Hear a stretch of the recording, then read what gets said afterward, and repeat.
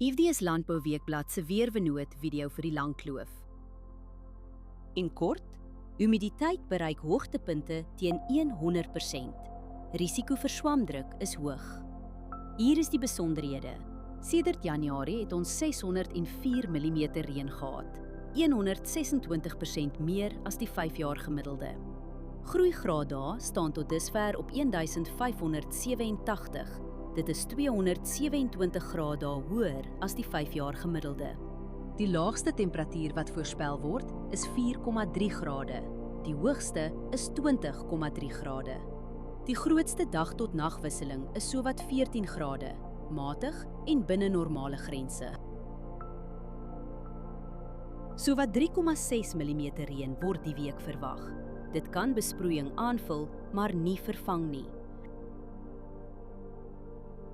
Wind bly deurgaans laag, onder 10 km/h.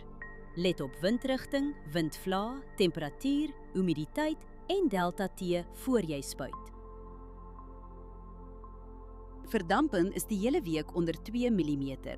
Oorbesproeiing in die soort toestande hou risiko in vir wortelsiektes. Humiditeit gaan vir die week hoog wees, met blaarnatheid wat hoog is. Dus is die risiko vir swamdruk hoog. Hoë risikoblokke is die eerste om te reageer wanneer weeromstandighede verander. As jy een ding doen, oorweeg dit om voorkomende swamdoder vir die eerste droë, kalm oggend te skeduleer. Hierdie weerinligting is gebaseer op werklike data vanaf meetstasies. Die data word deur TerraClim skoongemaak en geverifieer. KI-interpretasies word deur grondwaarheidsdata onderlê, aangedryf deur Villa Crop Protection. Hierdie verslag is met die hulp van kunsmatige intelligensie gegenereer en is nie professionele advies nie. Ga na weather.villacrop.co.za en kies die weerverslag vir jou streek.